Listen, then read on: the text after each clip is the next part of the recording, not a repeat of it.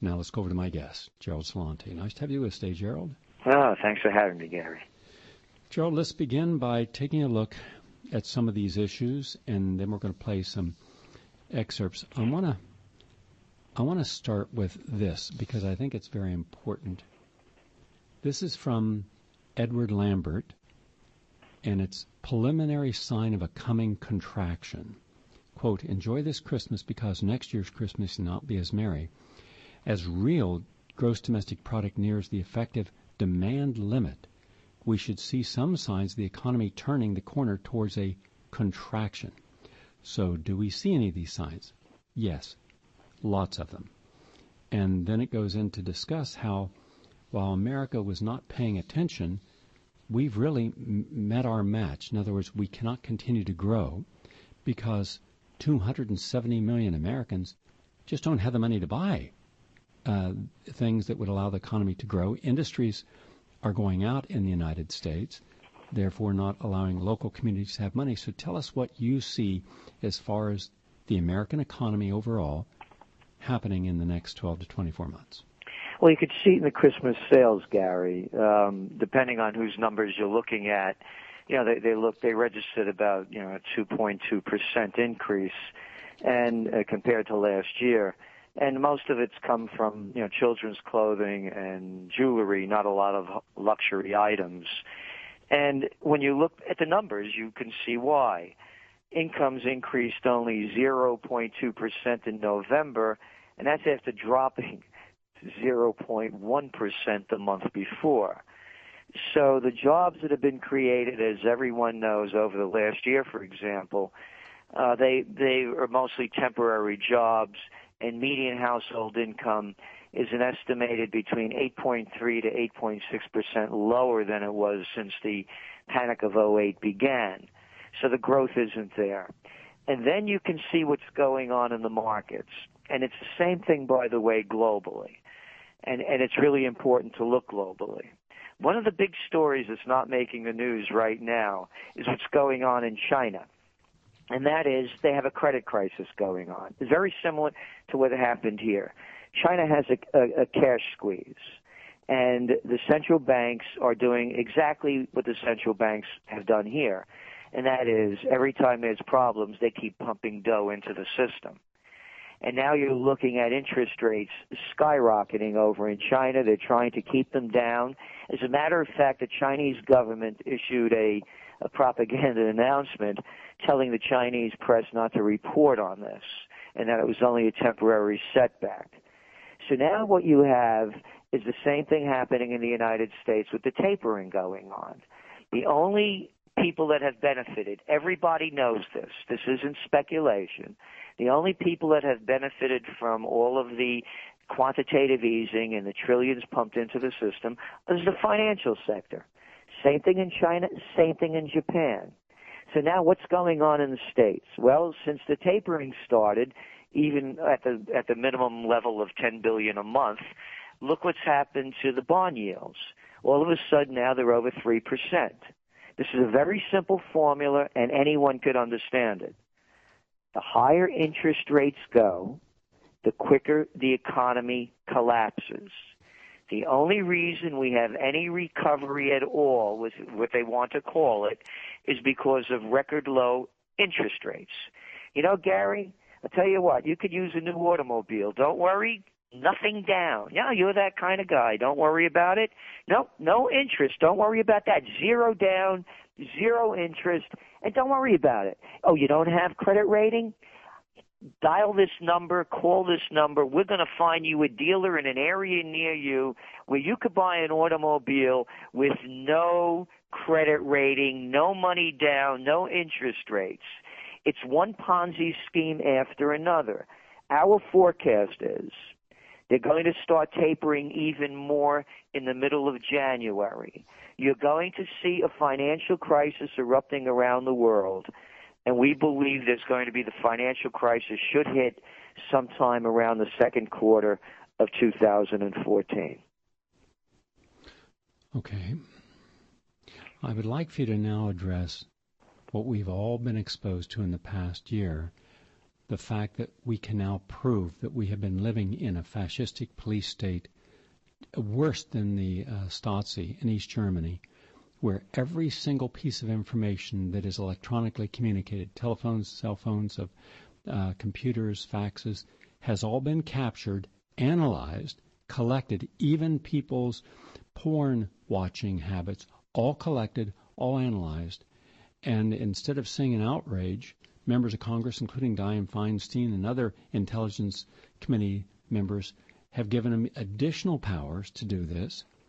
There seems to be, outside of some people within the libertarian movement and some people within the humanistic movement, there's not a lot of protest about this. We're just kind of watching this unfold. Your thoughts? Where's this going to go? What will Well, be the it is outcome? fascism, and the fascism began with 4 words: too big to fail, the merger of state and corporate powers. You mentioned Feinstein and the others. Look where they get all their money from. They get it from the military and cyber-industrial complex. That's all this is, by the way. This has nothing to do with national security, as we saw from the judge's recent rulings. There's been nothing that they've found over the past 11 years since this has been escalating that has prevented any terrorist attacks. It's only business. And in the terms of business, according to the Financial Times, the United States cyber-industrial complex, mostly comprised of private contractors, did the grand total of $80 billion last year in business. That's all this is. It's business. It's another element of the military-industrial complex. There should be outrage. This isn't even an issue. This is not an issue for discussion. This is against everything that this country was founded upon. The Constitution, the Bill of Rights, everything has been abrogated, and it's not even a legal issue. It's not an issue that should be discussed. Who are these people? Has anyone looked at the photographs of them? This guy Clapper, the head of the CIA, NSA, wherever he is now. I mean, this guy could be right out of Marvel comic books. The other guy that's the head of Booz Allen Hamilton, McDonald. Oh, wasn't he the head of the NSA under the Clinton administration? You look at one after another. This is not even an issue to be discussed. It should not be going on. Yet the people permit it. And, I keep thinking about this. And why does it keep happening? As I look at it, it's like people being in abused relationships. And that's all this is to me. As I look at the people, how they bow down and pledge allegiance to their phony presidents, commanders-in-chief, senators, congressmen, and other elected officials, they're like being in abused relationships. And they don't want to admit the relationship they're in, and also it gives them stock to behave immorally as well. And that's what I see going on. Next up is Lori Wallach from Public Citizen. She has an article entitled, Get Ready for the 2014 Trade Tsunami. Hard work, smart planning, and perseverance made 2013 a year of inspiring fair trade activism. Vibrant grassroots activism and Dog DC advocacy resulted in a new level of public and congressional concern about the perils of fast track in the Trans-Pacific Partnership. In November, 3 of every 4 Democrats and a remarkable number of Republicans publicly stated their opposition to fast track trade authority. The extreme procedure is seen as critical by Trans-Pacific Partnership's corporate boosters because it could railroad the Trans-Pacific Partnership through Congress despite growing concerns about many aspects of the pact. And thanks to civil society pressure in Asia and Latin America, the other Trans-Pacific Partner country governments did not give in to all the U.S. corporate-inspired demands for medicine monopolies, financial deregulation, and expanded corporate investor tribunals in the Trans-Pacific Partnership. As a result, Obama administration failed to wrap up the Trans-Pacific Partnership negotiations in Singapore this month, missed yet another opportunity, self-imposed deadline for the deal. And of course, there's all this audience knows because we've done multiple programs. The Trans-Pacific Partnership would literally make the Constitution, Bill of Rights, state laws, workers' rules, all of our national and federal guidelines and protections, it would shred them all, because this would become sovereign to all that. And yet not one single sentence from hundreds of meetings with hundreds of lobbyists, 600 lobbyists for the corporations, was ever made public, as if we shouldn't know what they are doing to us. And now the public citizen and a lot of grassroots people are saying, we don't want this treaty, and we sure don't want this president who's lied and betrayed the public, and especially his own constituency. We don't want him having the right to fast-track it. Your thoughts on the Trans-Pacific Partnership, other treaties, and the likely outcome? It's a multinational takeover. This is not globalization, it's multinationalization. There's a lot of big news going on now about all these wonderful Chinese and Indian companies that are coming to North and South Carolina and Georgia and other places and opening up plants so that the textile workers could have jobs again. Who could believe this is happening? And by the way, again, the merger of state and corporate powers, these so-called economic development agencies giving all these companies all these tax breaks, loan guarantees, infrastructure repairs, et cetera. You know, so it has nothing to do with capitalism. The point being is that when NAFTA began in 1993, for example, we had about 550,000 textile jobs. Now we're down to about 145,000. So with all of this, the Trans-Pacific deal it's a total multinational takeover. Why are these negotiations a secret? This is the United States. Why are they secret? Why can't we see what's going on?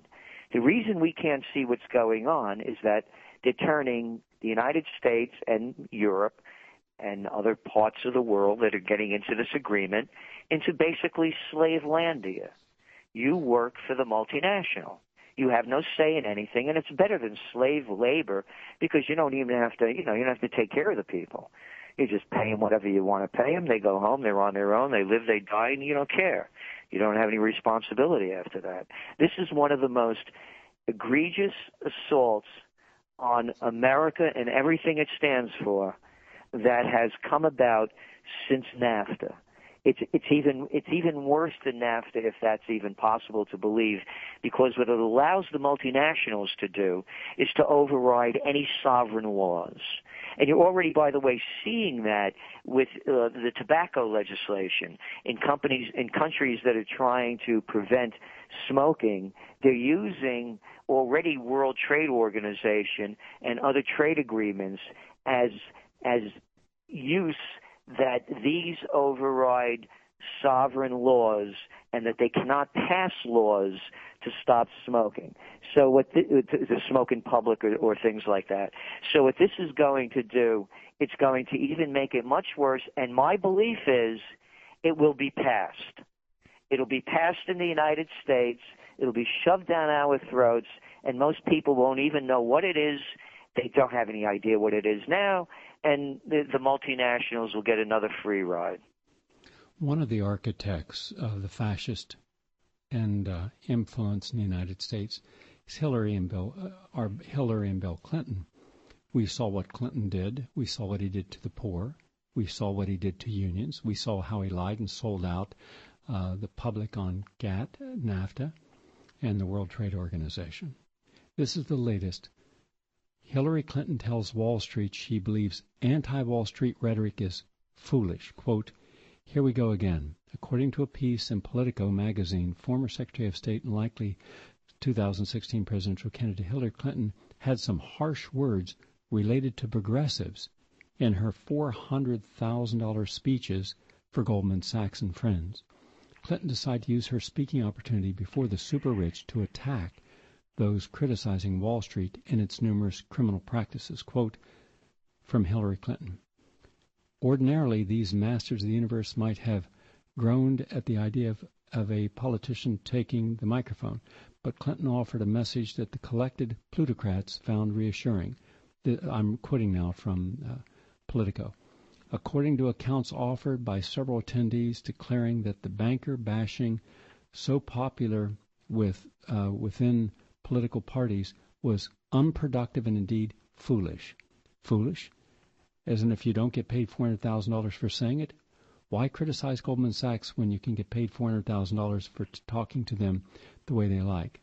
Quote, striking a soothing note on the global financial crisis, she notes to the audience, in effect, we all got into this mess together, and we're all going to have to work together to get out of it. What the bankers heard her say was what they had hoped from a prospective presidential candidate. Beating up the financial industry isn't going to improve the economy. It needs to stop, meaning stop criticizing banks. Your thoughts on Hillary Clinton? Let's go back to the Goldman Sachs gang. Oh, yes, it was Robert Rubin, former chairman of Goldman Sachs, that was the Treasury Secretary under Clinton, that put into motion the dismantling of the Glass-Steagall Act that would have prevented the banks from becoming the criminal operations that they are today, that was put in during the Great Depression so this wouldn't happen. And it worked up until then. Oh, yeah, Goldman Sachs, wasn't that Henry Paulson, of course, under George Bush, the man that invented too big to fail. Goldman Sachs, right. Didn't Robert Rubin, after they broke up the Glass-Steagall Act and they created wonderful groups like Citigroup and others, he went to work for them, and I believe he estimated about $120 million in consulting fees. Why do you think these people get paid $450,000 to talk? Because they did the dirty work that they were supposed to do. The Clinton administration is one of the greatest sellouts that this nation has ever had. Rhetoric, try the Federal Communications Act. Oh, you remember, Gary, when big business wasn't allowed to control the communications business. Oh, that was deregulated under Bill Clinton. Oh, you love those GMOs, don't you? How about a little bovine growth hormone in your food? Thank Bill Clinton for that. Again, one after another, whether it was NAFTA, Glass-Steagall, the Federal Communications Act, the raping of the poor, and he was the one that began the whole big welfare changes, to the poisoning of our planet with food and other atrocities. Why would who is Hillary Clinton? I'd have enough of these people for the rest of my life.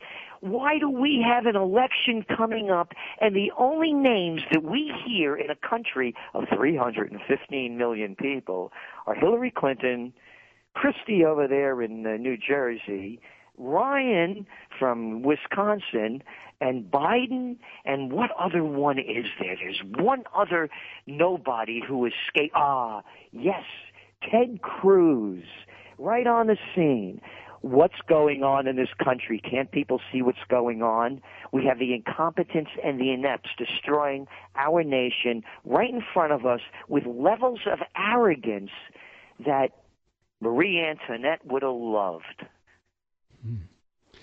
I would think for a moment of the great women that are in the world today that would make exemplary leaders.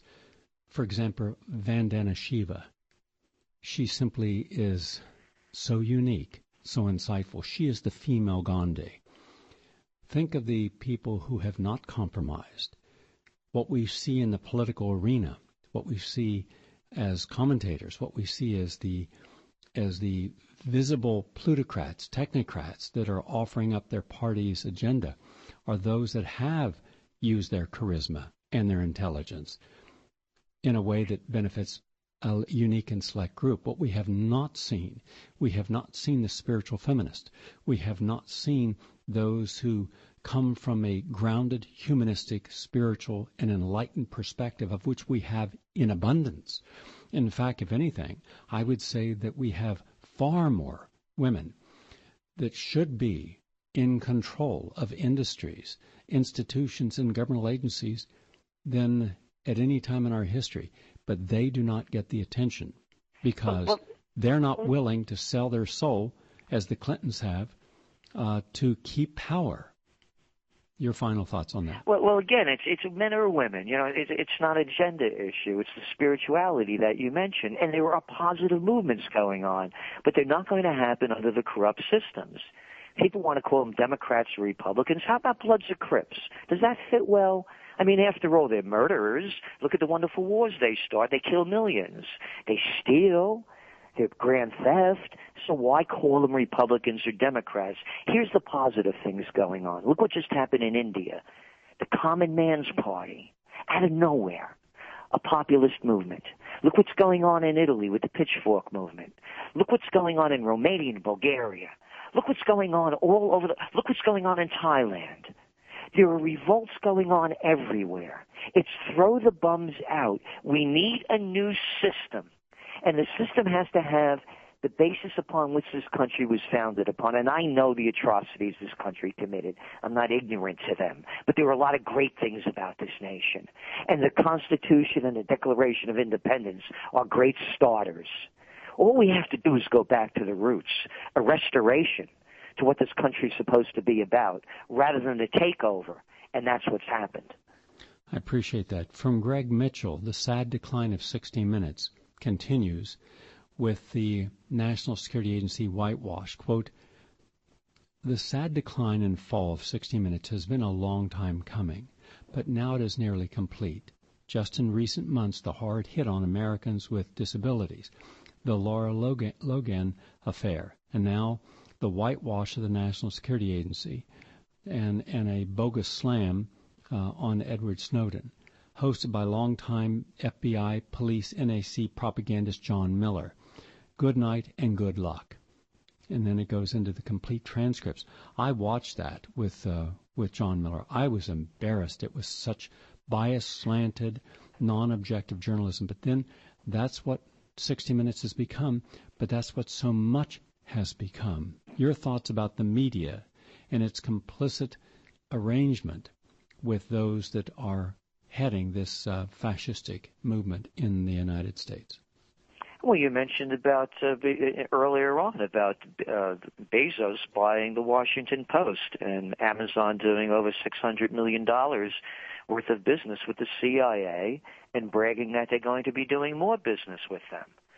And again, it's a complete takeover. That's why I call them the prostitutes, because that's all they are. So there's no free media in America. It's the alternative media. And, thankfully for the Internet and the alternative availability to make it happen. I used to be on all of these shows at one time. I used to be on CNN about 4 times a month. What is denigrated into? It's a joke. Like you were mentioning about watching MSNBC.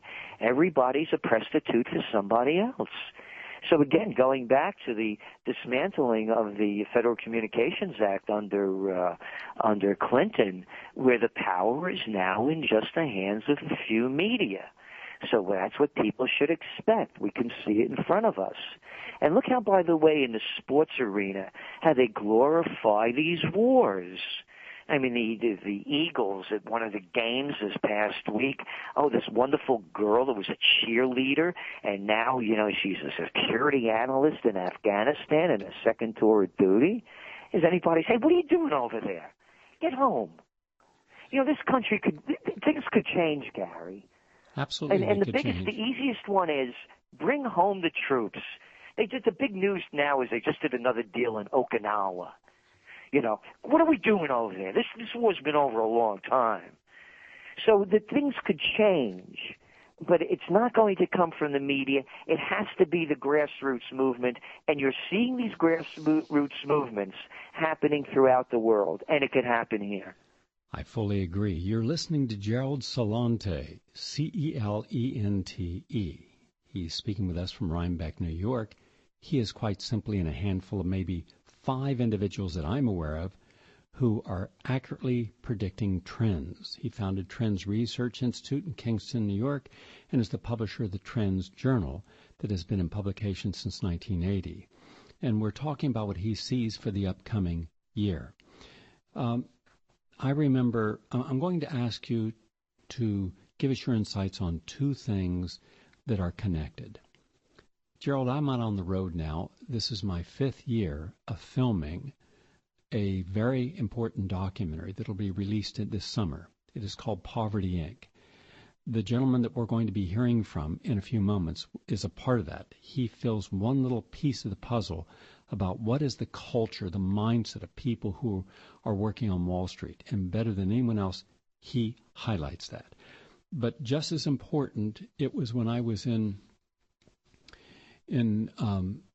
Michigan and then in Illinois. I was doing a little tour back in 1988, and one of the places that I was on was PBS out of Detroit. It was the first of about 7 or 8 visits there for the PBS station. And the volunteers were from a small community called Highland Park. Now, Highland Park, Michigan, was called the City of Trees. It was a very pretty working-class neighborhood. The next day, I went for a ride. I like to start in the center of a city and just keep going in circles. I'll get a driver and just say, drive until you've hit the outer limits of this city. Might take 2 hours, 4 hours, but I want to see. I loved looking at the topography. I like looking at the neighborhoods. It tells me something. Then I talk with people. Well, this was a working-class suburb of Detroit. Now, it was mainly famous because Chrysler cars were manufactured there, and they employed about 7,000 people.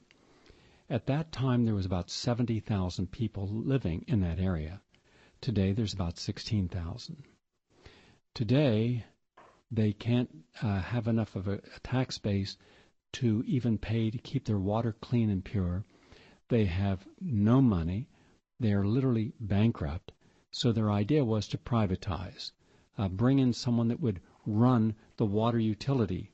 And yet it was found out that when they asked someone, and thank goodness someone filmed this, when the head of this privatizing of the water was asked, do you have any experience with this? The guy said, no. Well, then how could you do a better job than the city employees could do at far less cost? Yet they had to have all these guarantees. Well, what would have meant was the average person's water bill could have gone 200 or 300 times % higher. And that's what's happening with privatization. So on the one hand, we once had viable communities by the thousands around the United States. Over 35 years, very quietly initially, corporations were downsized and they're shipped off to India, Bangladesh, China, Brazil, Haiti. Then these people had to scramble, frequently not in the same industry, relearning, and not always at the same standard of living. And yet, the government, no one in important positions told us, what is happening. We were in effect outsourcing America. Now we have the privatizers. They want to see a neoliberal approach where everything is privatized and turn it all over so your local governments don't have to worry about it. We'll take care of it. But at what cost? Talk to us about the dangers of privatization, what it ultimately costs us, and taking away things that are sovereign to a community, our lakes, our parks, our commons, our water, our roads, our ports, our post office, and giving these to people who are politically connected, including the former Speaker of the House, Nancy Pelosi's husband, has been given a no-compete contract to sell off some 100 post offices worth about, I think it was $14 billion. The real estate, these are all paid for. And yet he gets up to a 6% commission. He's going to make over $1 billion for nothing because his wife is the Speaker of the House, and it's all completely legal. So everywhere you look, someone is taking from the American purse into their own private domain, and we don't get anything of value in return. Your thoughts on this? Go back a year ago. There was a big word that was making the news. Oh, they were wonderful people that were going to straighten out all the problems that government caused. The technocrats. Remember them? Oh, the technocrats were going to fix the problems in Greece and Italy and Portugal and Spain and all over the world. And part of the technocrat deal is, one of them, of course, you raise the taxes on people that can't afford it because they're losing money. They cut their pensions and benefits. And when you have another one, we're going to call it privatization. It's a wonderful word. And what all privatization means is selling off valuable public assets at fire sale prices to your buddies. You mentioned about Pelosi's husband. You could take Feinstein's husband and throw him on a bunch of deals, too, one after another. And that's what I said, Gary. To keep calling these parties Republicans and Democrats is a total misnomer. They should be called who they are. They're murderers and thieves. They're the Bloods and the Crips. They could care less about anybody else other than fulfilling their own sociopathic and psychopathic needs.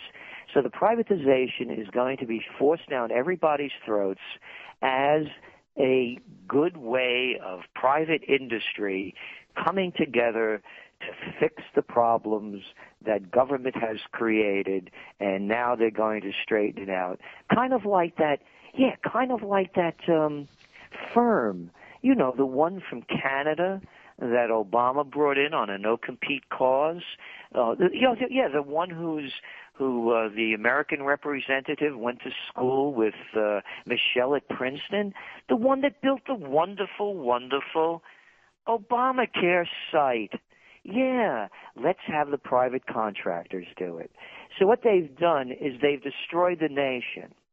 They've sold out our jobs, they've sold out our future, and now they're selling out our resources. And they will continue to sell them out until the people stand up and say enough, until courage and dignity raises again in the human spirit. One of the major and contentious issues that have not been honestly addressed is what happens to our tax dollars. I'm not referring to percentages per governmental agency, but to go into the agency, to do a forensic examination. We paid taxes. What do we get for that? I don't believe any responsible, reasonable person would argue that we need to pay taxes.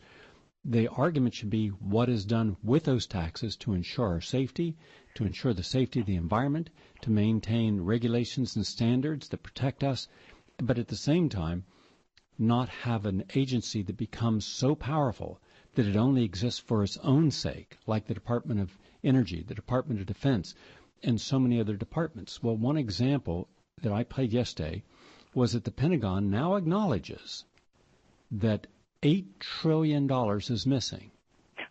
And then they lied and falsified numbers, have been doing it for a while, that there's tens of billions of dollars in cash, literally pallets of cash, that were unloaded off cargo planes that immediately disappeared into the hands of corrupt people inside Iraq. And so the largest thefts in world history have virtually been swept aside as if they're not significant.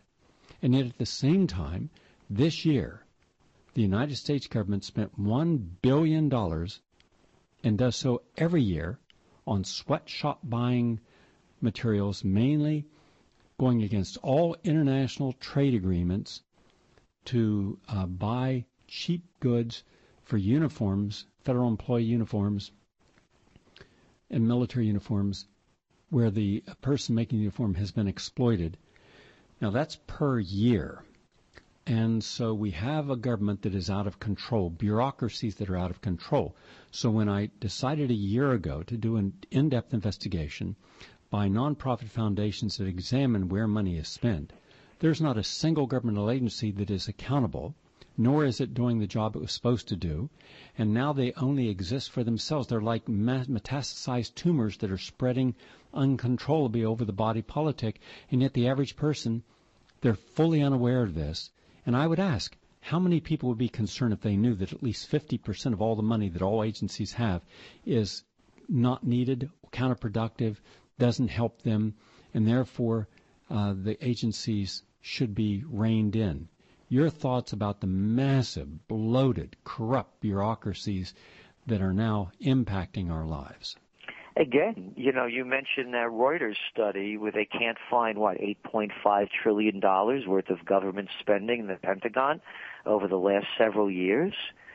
Look at the new aircraft carrier we just built for $13 billion. The Gerald R. Ford. Oh, yeah, just what we need, a $13 billion aircraft carrier. You want to talk about government waste? I talked about My master's, by the way, Gary, was in public administration, and I was very much involved in the early days of these economic development agencies and saw the waste and the lies and the fraud firsthand. I could cite you study after study showing that not one of these deals ever pays back the taxpayer the promises that they were going to get in terms of jobs and later tax revenues when they give all this generosity to these big corporations to build in so-called depressed areas. And I could give you an example of what's going on right now in Detroit, as they're selling off, of course, all the beautiful artwork and closing down a museum. They're building a Red Wings hockey stadium at the tune of about $500 million, for which public funds are going to go into it so that they could help a multi-billionaire build more of his toys. So this is going on continually. There is no accountability at all.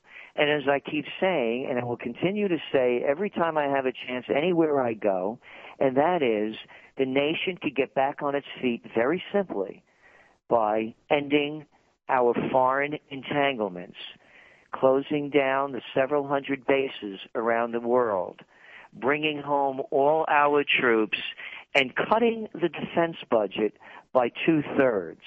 We need a defense force, not a multinational force. So the money is there, and it's not only being squandered on the defense, and not only the federal government, but in a state house near you. I also began my career, I was the assistant to the Secretary of the New York State Senate and up in Albany when I was a young man. So I saw that firsthand as well.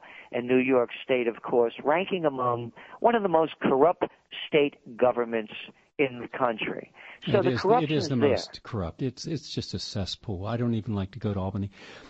Gerald, hold your thoughts because I want to play a little bit and then have final thoughts.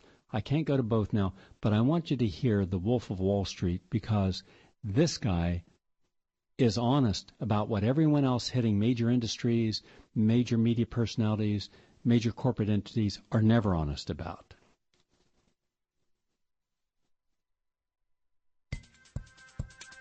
What type of person goes to work on Wall Street? I think you'd have to say these are people that are mostly in search of lots of money. And when they start making money, that's when the problems start. It's this endless pursuit of what they believe is going to fill them up and make them feel good, which is endless supplies of money, but it never does. So they feel this hollowness, so they go out and buy things to try to fill them up. They buy Ferraris, they buy $2,000 suits, they go out for super expensive dinners, they rent houses in the Hamptons. Once they have that, then they take a whew, I still feel empty. What do I do now? So now they look for the next step. They got to only make more money, can get even, a bigger house in the Hamptons and start flying in private jets. Instant gratification. And you get caught up in this pressure on Wall Street of trying to achieve the next quarterly number, the next monthly gross minimum. So people start making decisions that are just based on making money now. It looked really great when all these big firms on Wall Street were trading these derivatives and these, issuing these credit default swaps, taking in nothing but money and being perceived as the ultimate masters of the universe while times were good. And meanwhile, everyone was just looking the other way, sacrificing any ethical or moral responsibility in the pursuit of short-term profits. And it unwinds, you see these ethical decisions, this lack of ethics in these decisions destroy everything and cause a meltdown of biblical proportions. When you sacrifice ethics, you want to backdate a trade or take a contract or something and book it to the quarter before to up your numbers. Yeah, it looks good for a while, and in the end it unravels. What started in America last year has now spread to every part of the world. We're down 9% today. The Xetra DAX over in Frankfurt is down by 9%. The Paris market down by 9%. Austria. The problem is that in ethics, not just on Wall Street, in any business out there, whether it be in the insurance business like you saw with AIG, or in GM where they're, making mistakes, and then bankrupting that company, what happens is a lot of decisions that are ethical sometimes aren't great for short-term profits. And I guess the question is why, what makes it, listen, look at me. I went down to Wall Street. I come from a great family. My mother was one of the most well-respected attorneys in New York State, the oldest woman to pass the bar. My brother's one of the top healthcare attorneys in the United States, a partner at a big firm. Okay, my dad never broke the law in his life and is a CPA, and then there's me. I ended up going to jail for securities fraud and money laundering. What happened to me, that when I went down to Wall Street, I lost my path? Well, part of it, was bad luck. The people that I met, I met some people that were crooks. They showed me the dark side of Wall Street, the underbelly, and I went with that direction. That's not an excuse, though. That's just sort of a, what you'd call a trigger, okay, catalyst, okay? What happened with me was deep down was my desire for instant gratification. I wanted money now. And there's no better place to get that on Wall Street. No one goes down to Wall Street and loses their soul on day one. I'm sure people like John Thain, who spent $1.2 million on his office furniture while Merrill Lynch was bleeding more red ink than a hemophiliac with a gunshot wound. I don't think he started off that way. He's probably a good guy, very legitimate, but he got completely numb to what is normal in the rest of society. There's a certain sense of entitlement, a sense of power, where you just think that you're above it all. Okay, I'm John Thain, I'm the head of Merrill Lynch, and what the hell's wrong with me spending $1.2 million? But the truth is John Thain didn't build Merrill Lynch, and the guys that took private jets to Washington, D.C. didn't build General Motors, Ford, and Chrysler. They're high-paid stewards of other people's work. They came in after the fact, stood on the shoulders of geniuses, and then milked it for all they were worth. That's the problem, is the people that are running these corporations and these brokerage firms, they didn't build them. They were built by the Carnegies and the Schwabs and all the people way back in the day. I mean, whatever names are, the J.P. Morgan, you can keep going on and on with that. But these people came in after. Their own money's not at risk. There's no pride of ownership. They have nothing at stake. So that, moral responsibility, it falls by the wayside. There are two types of people on Wall Street now, operators right now. And I think you need to separate out a guy like Bernie Madoff from the rest of the people. There's a class of people like Bernie Madoff who are out and out thieves. Bernie Madoff did not run a legitimate game. He was just simply taking people's money and stealing it. Okay, people would send him money. They thought they were investing in the stock market. Instead, he was just sending bogus confirmations out and using a basic Ponzi scheme where he was paying off new investors with old investors' money. And as long as he could keep raising more and more money, he could show them what they thought were good returns while sucking off enough money to live an extravagant lifestyle. And the only way to avoid those people, okay, is to basically do your due diligence. Okay, and be smart. Don't just give your money to the first person that calls you or anyone that calls you on the phone. Check out people's reputations. And Bernie, listen, in Bernie's case, he had a great reputation. He was a regulator, for Christ's sake. He was the head of NASDAQ for a while, which is a joke. But the telltale signs were there. It was too good to be true. The returns were above what they should have been. If anything on Wall Street seems too good to be true, it is. There's nothing given out for free on Wall Street except for the people that run the firms. They run the casinos. You are just a gambler in their world. And when you go to the casinos, right, you look at these beautiful buildings. They weren't built by winners. They're built by losers.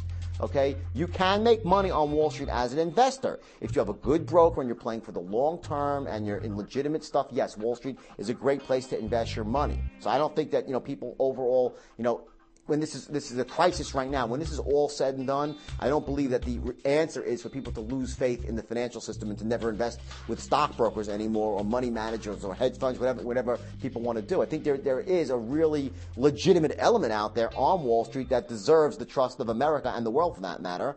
But the thing with, someone like a Madoff, it's just a fraud. Okay, the rest of Wall Street, the problem is that sliver in the firms that's illegitimate that brings the rest of it down. So Bernie Madoff was a crook. What's happening on Wall Street now, which has melted down the economy, has nothing to do with Bernie Madoff. It's a far more dangerous breed of person than Bernie Madoff that's causing these problems. There are always going to be Bernie Madoffs around. There's always going to be people that they're going to just go out there and thieves. They're common thieves, okay? And what I did was not like Bernie Madoff. I actually ran a legitimate firm, and here's why I did was so terrible, and why it's even worse than what Bernie did, and what people did at Merrill Lynch and at Lehman Brothers and at AIG. Why it's worse even is because they had legitimate businesses. And within that business, there was a germ of it. There was some percentage of this business was completely fraudulent. And that's enough on Wall Street to bring down the entire system. In other words, you can't be half pregnant with ethics on Wall Street. Either you're going to operate ethically, you're going to run a legitimate firm, or you're not. You can't say, well, 95%. Listen, let me backtrack for a second. If 2 years ago, someone said to you, is Merrill Lynch a legitimate firm? Oh, yeah, well, of course. Merrill Lynch is totally legitimate. They're Merrill Lynch. They manage money. They're in business for 100 years, so on and so forth, right? Well, that's true. And 95, maybe 97% of Merrill Lynch was legitimate. However, there was 3% of Merrill Lynch, this sort of growth engine managed by a few people, not all of Merrill Lynch, that wanted nothing but to make money at all expenses, and they didn't care. 10 years ago, the same division, in a different form, bankrupted Orange County.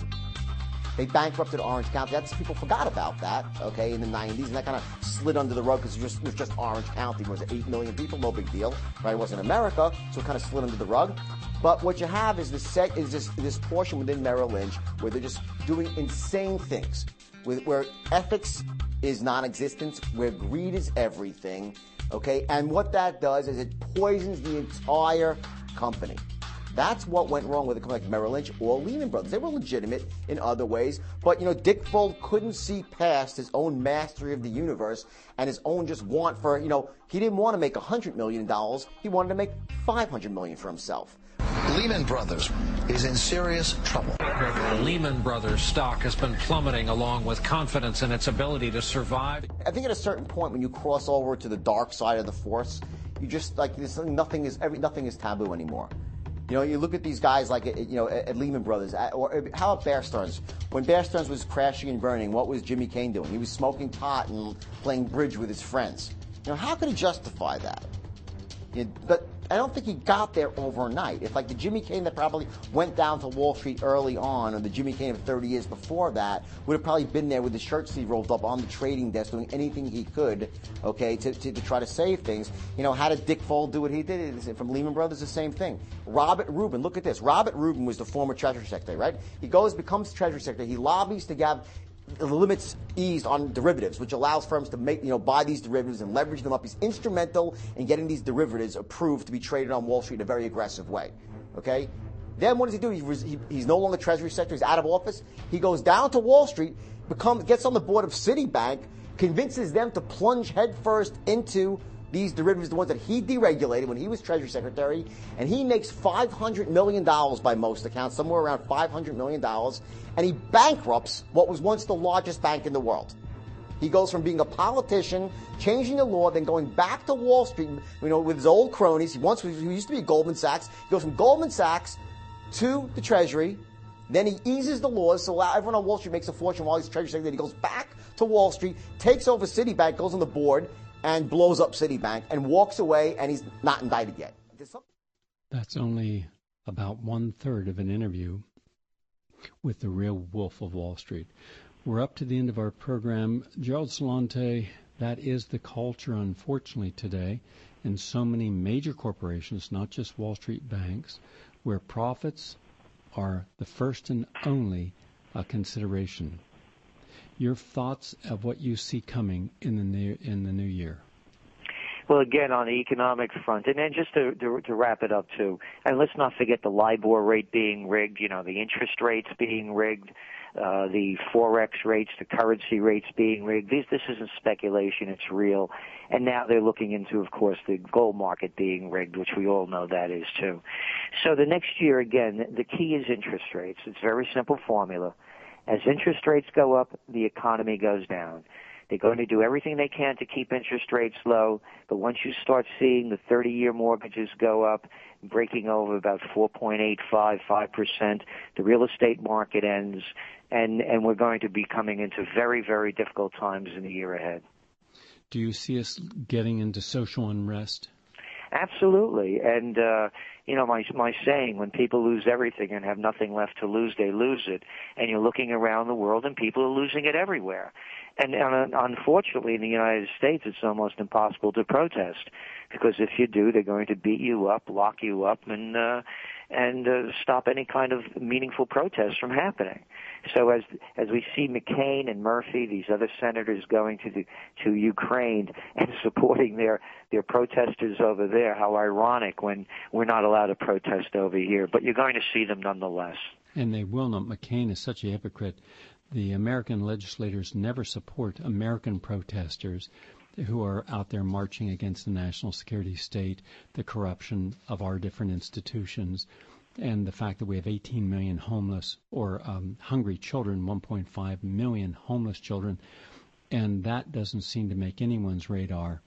Yet we have this perpetual move towards taking away what few rights we have left. Thank you for being out there, Gerald. We look forward to another conversation. Well, thank you, and Happy New Year. Gerald Celente and his publications, the TrendsJournal. His website is TrendsResearch.com, TrendsResearch.com. I'm Gary Null. Thank you all for listening. I look forward to sharing more on our next program.